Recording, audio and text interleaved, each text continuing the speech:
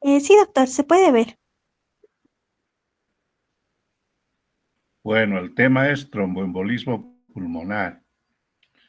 La bibliografía es la que está ahí en la diapositiva.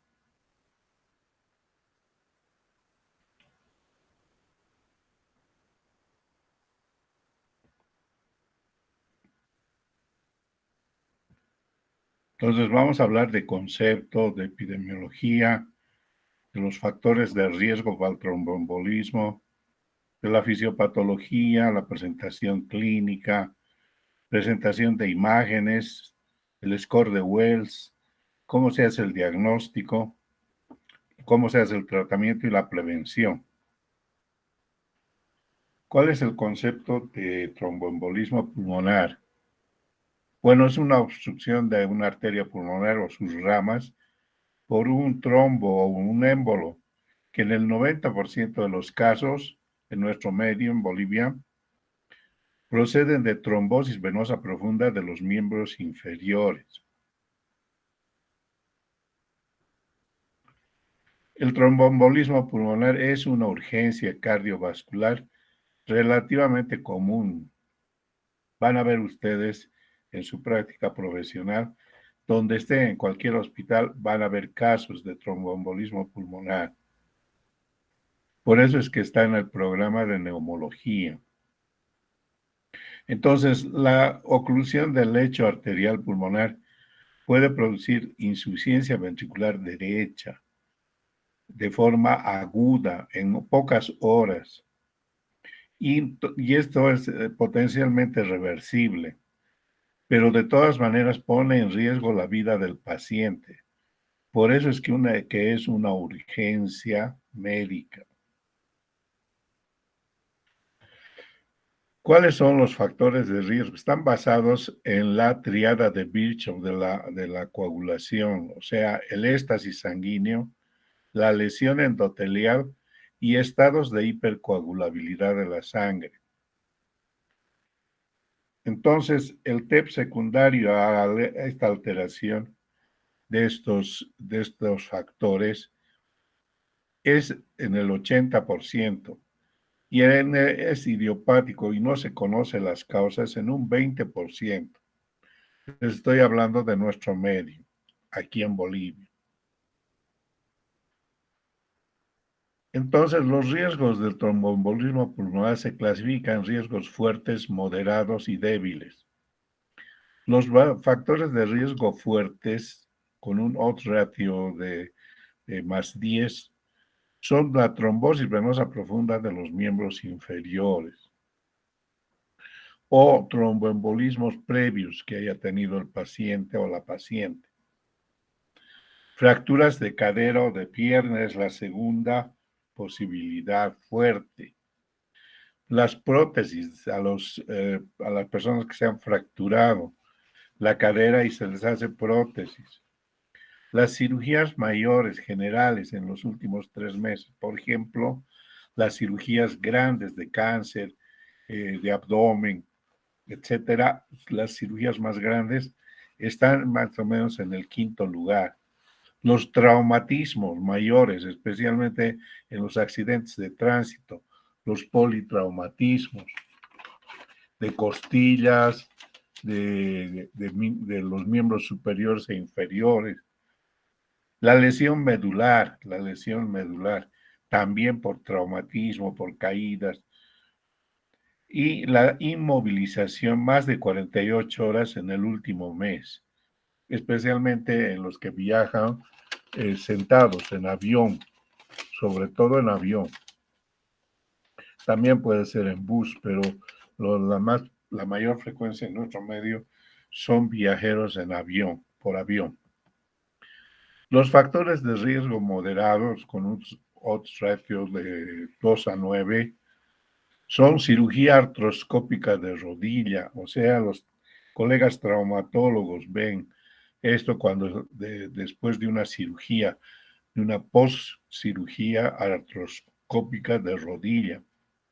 La colocación de vía venosa central en la terapia intensiva, las quimioterapias por cáncer, la insuficiencia cardíaca o respiratoria, La terapia hormonal sustitutiva a las mujeres, la terapia contraceptiva oral, los contraceptivos orales a las señoras que toman estos contraceptivos, a las señoras jóvenes sobre todo, para evitar embarazo, puede producirse en forma moderada. Cáncer, accidente vascular cerebral con parálisis, embarazo, posparto, embolia pulmonar, trombosis previa. La trombofilia, los déficits de antitrombina B, déficit de proteína C, C y mutaciones de protrombina G202-1A, la mutación del factor de Leigh, el anticoagulante lúpico en los pacientes con lupus, y el síndrome antifosfolipídico también, con menos frecuencia, pero sí son factores de riesgo moderados. Y los factores de riesgo débiles o con un radio menos de 2 son reposo en cama más de 3 días, inmovilizaciones largos periodos de tiempo, sentados, especialmente en los viajes, ¿no? O también los ancianitos que no pueden movilizarse y están mucho tiempo en cama, edad avanzada, ¿no? La cirugía laparoscópica, la obesidad, las venas varicosas y el tabaquismo está presente en la embolia pulmonar también. No solamente el tabaco produce EPOC o cáncer de pulmón, también puede producirse pues, tromboembolismo pulmonar por fumar. ¿Cuál es la fisiopatología?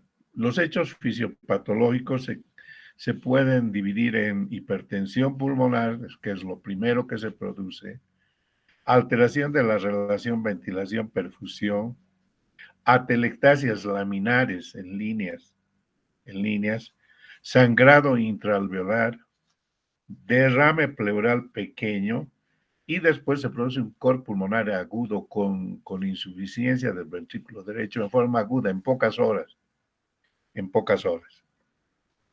Bueno, ese es el riesgo más importante hemodinámico que puede producir la muerte del paciente.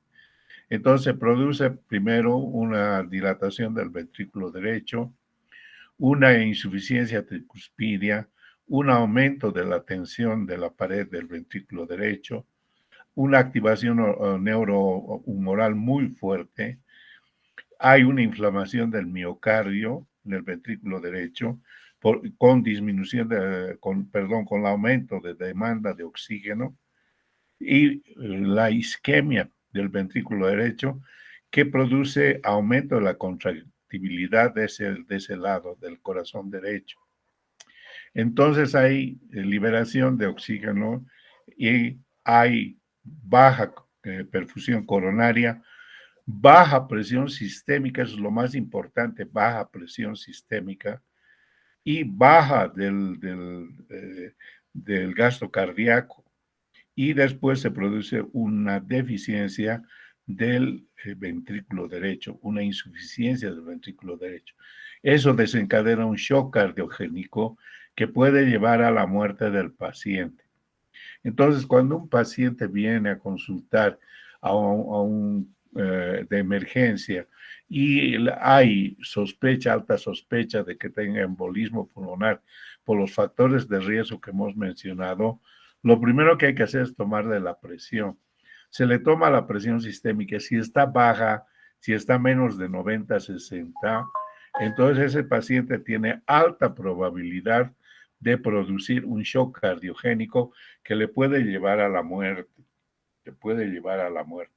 Por lo tanto,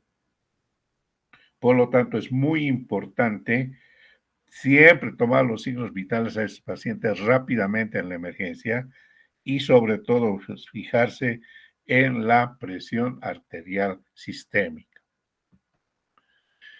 ¿Cuáles son los aspectos clínicos de la embolia pulmonar? La sospecha clínica por los antecedentes de trombosis venosa profunda tiene una sensibilidad de 85% y una especificidad de 51%. O sea que la historia clínica del paciente con los antecedentes es muy importante para el diagnóstico, para la sospecha diagnóstica. Entonces, esto se establece en base a los signos y síntomas junto a la presencia de los factores de riesgo que hemos mencionado, con la premisa de que tanto los síntomas como los signos son sensibles pero poco específicos, ¿no? Aunque la combinación de los dos pues aumenta importantemente la sensibilidad. ¿Cuáles son los síntomas que presentan los enfermos? En nuestro medio, la disnea en reposo súbito, aumento súbito de la disnea en reposo, es el 73%, la taquipnea en el 53%. La taquicardia es lo más importante. El 100% de nuestros pacientes en Bolivia, en La Paz, que tienen tromboembolismo pulmonar, tienen taquicardia. Entonces, eso es lo más importante. Después puede haber tos, el dolor pleurítico está en 44% de los casos, síncope, el 8% de los casos, el componente pulmonar auscultatorio reforzado en el área pulmonar en el 14%, en fin, ingurgitación yugular, ortopnea. Pero lo más importante es disnea súbita con una intensidad de grado 4, taquipnea, pero lo más importante es la taquicardia. Pregunta de examen base. ¿Cuál es el signo más importante de embolia pulmonar con sospecha de trastorno hemodinámico? La taquicardia y la baja de la presión sistémica. El dolor hay que diferenciarlo, ¿no? De dolores del tórax. Por ejemplo, el tromboembolismo pulmonar tiene una localización central, es punzante, se agrava con la tos y con la respiración. Puede estar acompañado de disnea y de hemoptoicos, esputos hemoptoicos. Entonces se hacen los hallazgos en las pruebas complementarias, como el electrocardiograma, se encuentra taquicardia, siempre se encuentra taquicardia, 100% de los casos, y elevación del dímero D en laboratorio, y luego la radiografía de tórax que les voy a mostrar más adelante. Hay unos criterios de canadienses que son los criterios de Wells, con un puntaje para cada antecedente y cada sintomatología y signología que se presenta en el paciente. Si en el antecedente hay cáncer activo, eso es un punto. Si hay hemoptisis, es un punto. Si hay cirugías recientes, 1.5. Si hay trombosis venosa profunda, 1.5. Si la frecuencia está mayor de 100, o sea, taquicardia, es 1.5. Signos clínicos de trombosis venosa profunda, 3, o sea, Homans y Holo positivos, 3 puntos. Y sin otro diagnóstico, no hacer otro diagnóstico, entonces son 3 puntos. Entonces la probabilidad preprueba es alta en el menos del 6%, o perdón, mayor del 6%, moderada 2.5 a 5.5 y baja menos del 2%. Entonces, cuando tenemos estos criterios canadienses de Wells y los utilizamos, riesgo alto encontramos en menos de 6 del índice de Wells.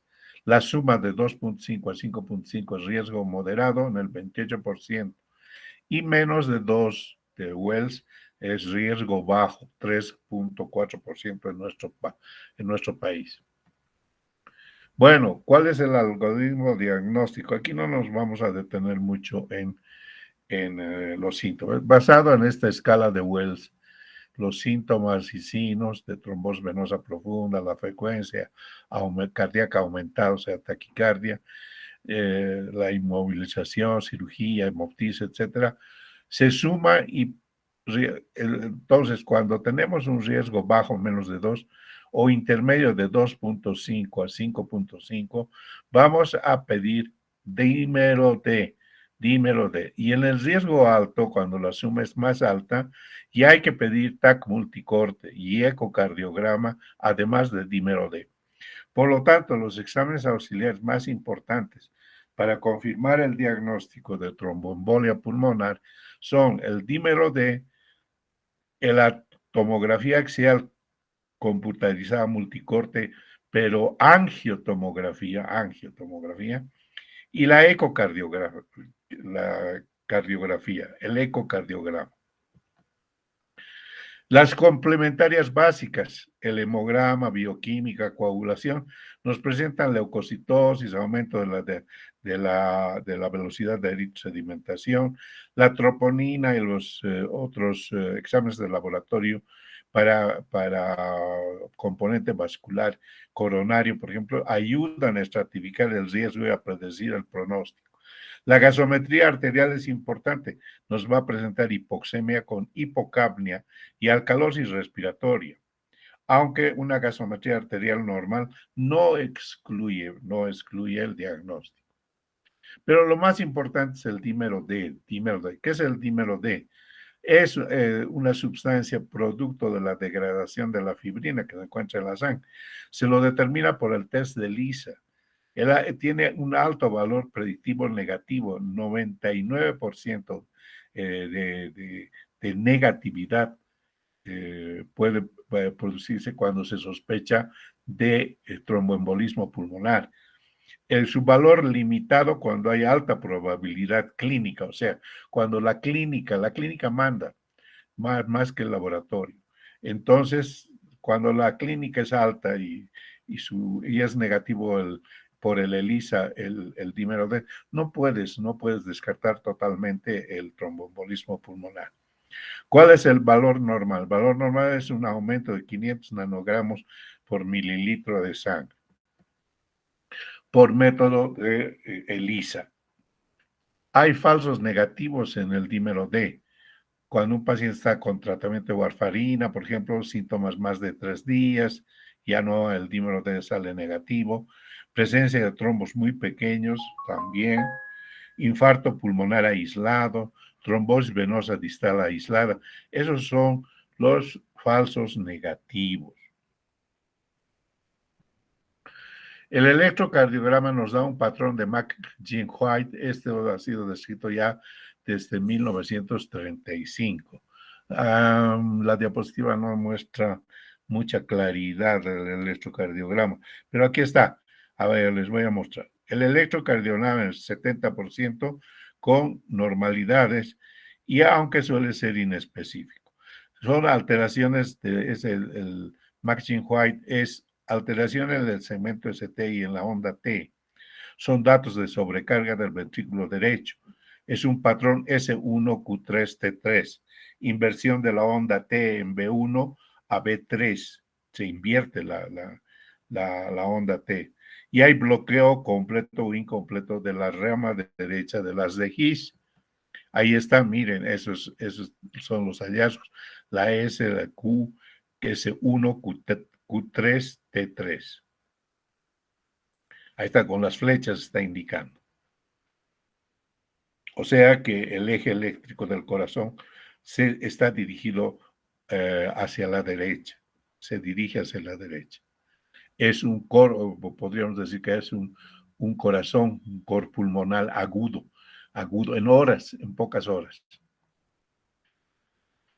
La radiografía de tórax puede ser inespecífica. Los hallazgos más frecuentes en nuestro medio son la cardiomegalia, el derrame pleural y las atelectasias con elevación del hemidiafragma del lado donde está la obstrucción. Menos frecuentes son los signos clásicos. En mis tiempos eran clásicos, por ejemplo, el Westermarck era patognomónico. En mis tiempos de residente de neumología era patognomónico, pero ahora no.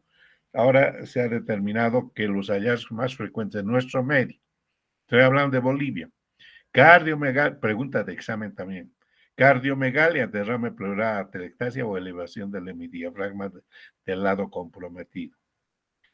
La joroba de Hampton también ya es una atelectasia, es una condensación retráctil triangular en la base pulmonar. Este último se asocia con infarto pulmonar. Y la radiografía suele ser normal en el 12% de nuestros casos. Ahí está, miren, es un signo de flecha, atelectasia laminar. La flecha nos está indicando una línea, ¿verdad?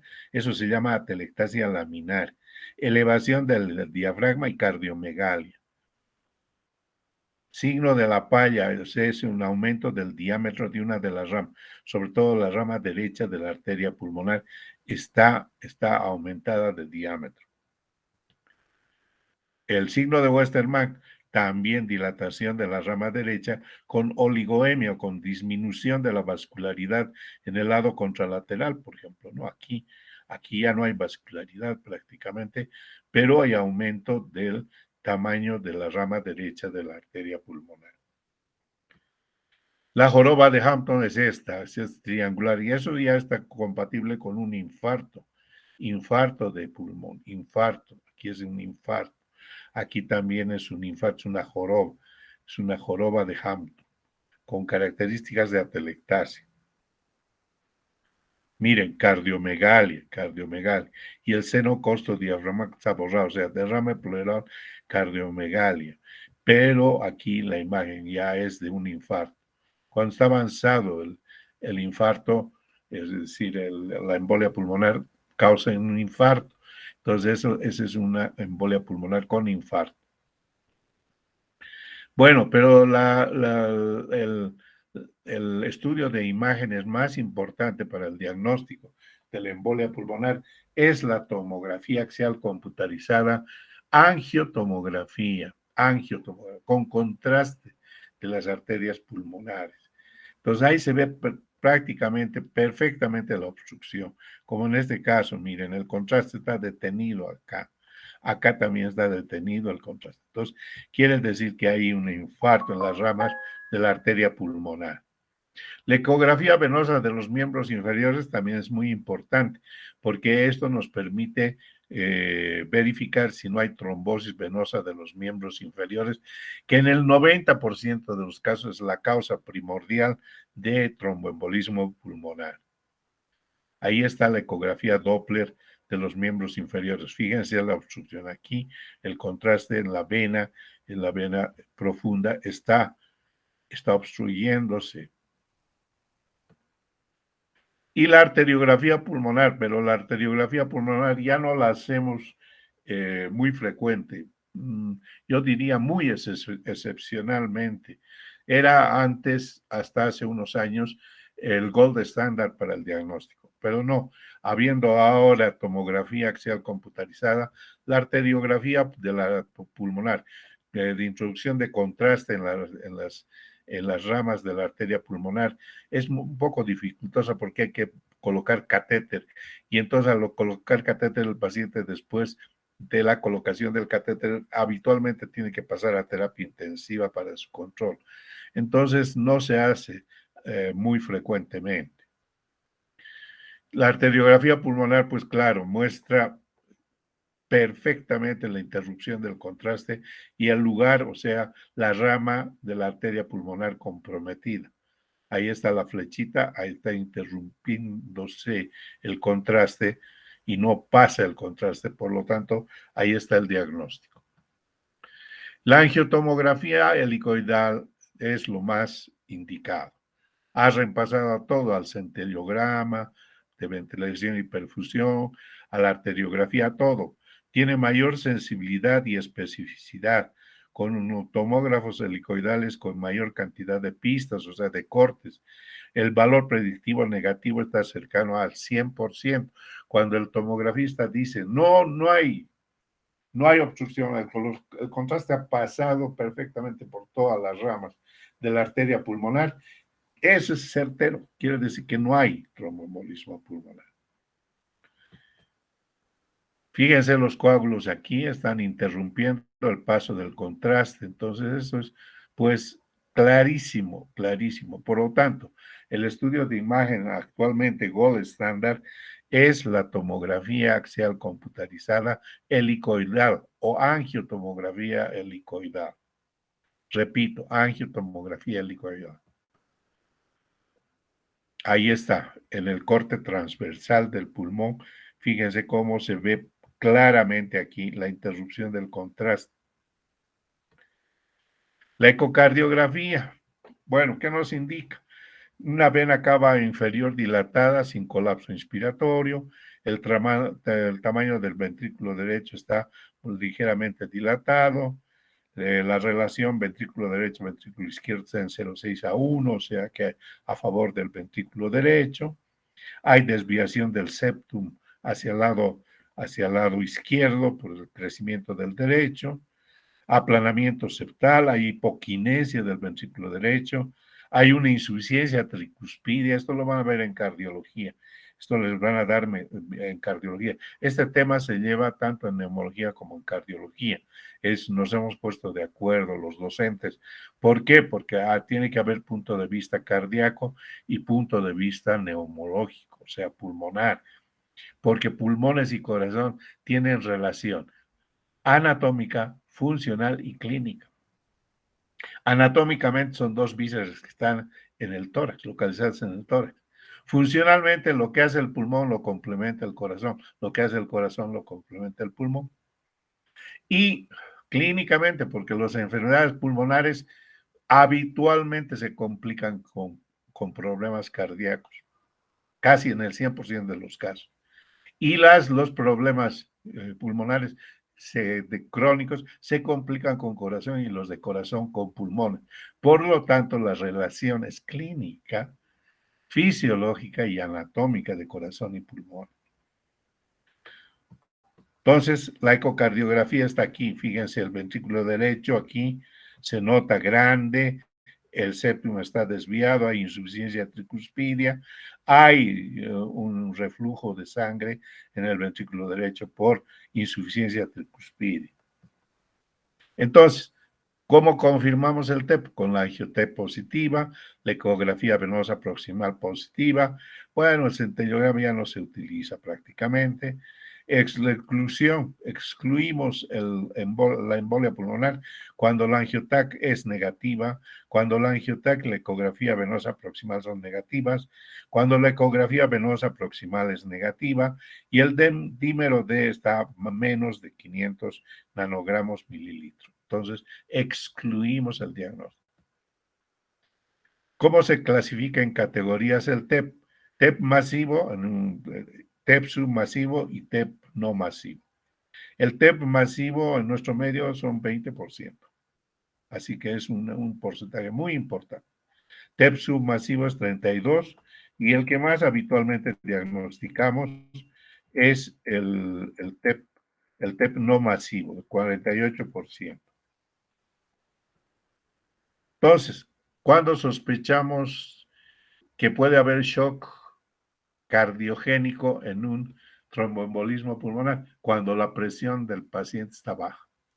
Presión sistémica baja, shock con hipotensión, alto riesgo de mortalidad en el paciente. Por lo tanto, ese paciente tiene que entrar a terapia intermedia o terapia intensiva de acuerdo a cómo esté su clínica y sus valores gasométricos y de saturación de oxígeno para que puedan ingresar al hospital y hacer tratamiento.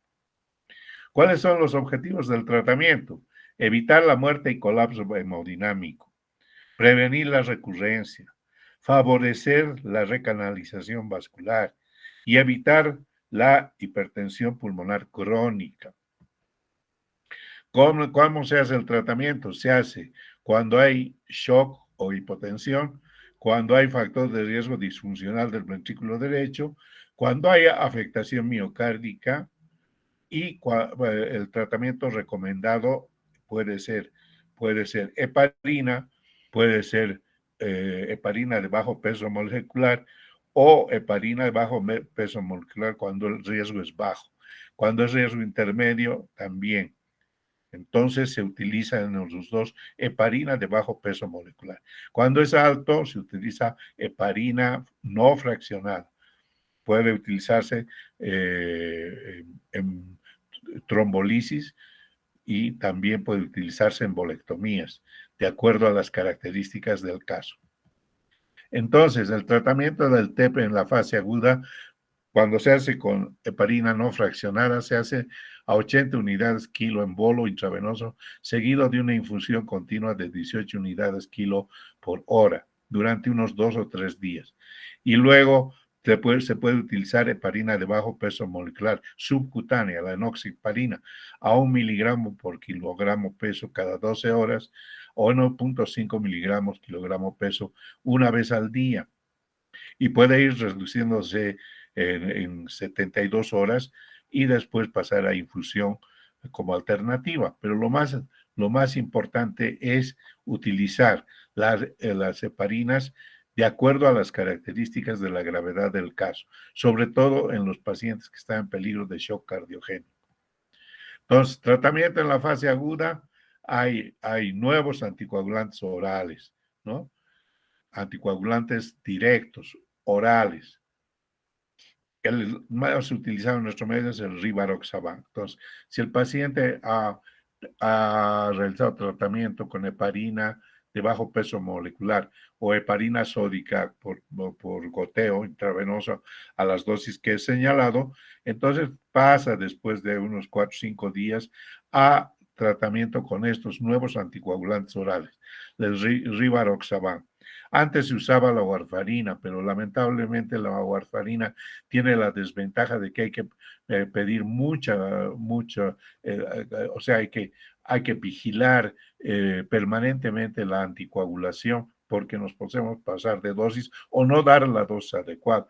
Por lo tanto, hay que pedir siempre el INR cuando se da warfarina. En cambio, con el Rivaroxaban y con el Dabigatran, que son medicamentos anticoagulantes orales, ya no es necesario. Eso ya no es necesario. Entonces, cuando el paciente tiene un infarto muy grave y hay peligro de shock cardiogénico, se puede utilizar terapia trombolítica, que está aprobada para tromboembolia pulmonar. La streptokinasa, 250,000 unidades internacionales en goteo en 30 minutos, seguidas de 100,000 unidades durante 12 a 24 horas. Se puede utilizar un régimen acelerado, 1.5 millones de unidades en 2 horas. La urosinasa también, 4.400 unidades internacionales kilopeso en 10 minutos y completar 4.400 unidades kilogramo hora durante 12, 24 horas. Esos son regímenes habituales en terapia intensiva ya. Hay un régimen acelerado con 3 millones de unidades internacionales de urosinasa, ¿no? Entonces, para que no exista tromboembolismo pulmonar, hay que prevenir en caso de grandes cirugías, en caso de cirugías artroscópicas de rodilla. ¿Cómo se hace la prevención? Con la inyección subcutánea de enoxaparina antes de la operación y una vez que ha salido de la operación el paciente, a las horas de que sale de la operación, a las 2 o 3 horas, hay que colocar enoxaparina profiláctica. A veces los colegas traumatólogos no están muy de acuerdo porque dicen, me va a sangrar en la cirugía. No pasa nada. Lo importante es prevenir que no haya embolia pulmonar. Las secuelas de la embolia pulmonar, ¿cuáles son? El embolismo pulmonar recurrente y la hipertensión pulmonar. Puede quedar el paciente con una hipertensión pulmonar, oxígeno dependiente. Y para evitar que los coágulos migren habitualmente a los miembros inferiores, se utiliza se utiliza un filtro de Greenfield que se coloca en las venas femorales, a través de las venas femorales, en la vena cava, en la cava inferior.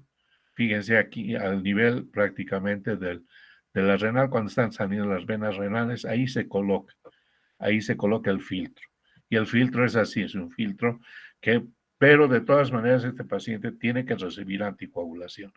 Pese a que se pone el filtro, puede pasar algunos coágulos y producir embolias recurrentes.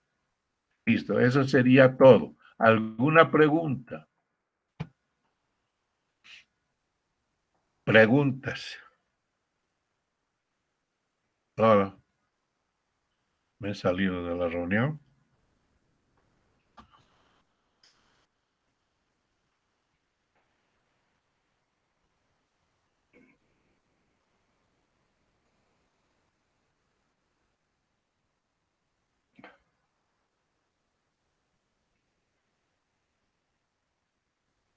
Gaby, me salí de la reunión.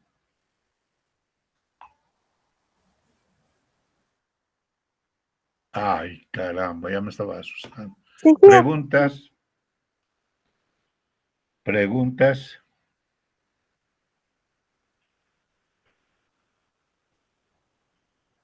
Preguntas, chicos.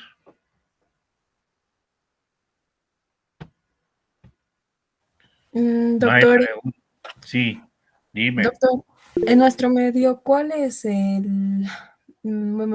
cuál es el estudio de gabinete que se utiliza más para descartar el tromboembolismo pulmonar o también para realizar su diagnóstico? La angiotomografía helicoidal a multicorte. Todo lo que les he presentado. ¿Quién me está haciendo la pregunta? ¿Qué te llamas? Melanie, doctor. Ah, hola Melanie, ¿cómo estás, Hola, Melanie? doctor. Bueno, buena tu pregunta, Melanie, buena tu pregunta. Todos los que les he presentado, todos los estudios, lo que sea, se hace en La Paz, Bolivia. Todo, absolutamente. La ecocardiografía, el dímero D, la angiotomografía, todo lo que les he presentado es, por eso es que la bibliografía les he puesto de comienzo, ¿no es cierto? Les he puesto de comienzo toda la bibliografía que pueden complementar. Claro que en su programa, en el programa que ustedes tienen, que se les ha pasado al principio de la rotación, está la bibliografía, pero sobre esa bibliografía podemos ampliar lo que para este tema, con lo que les he mencionado. Pero eso es lo que hacemos, Melanie, es todo lo que les he presentado, hacemos. Ok, doctor, muchas gracias por responder mi pregunta. Bueno, ¿alguna otra pregunta?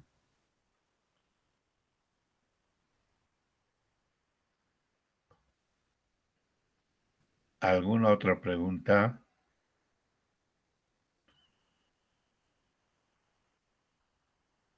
Preguntas.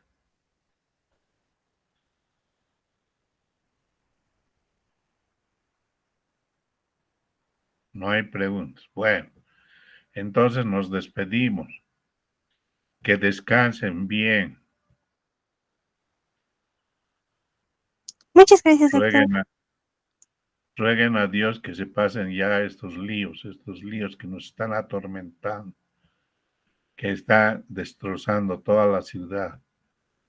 Bueno.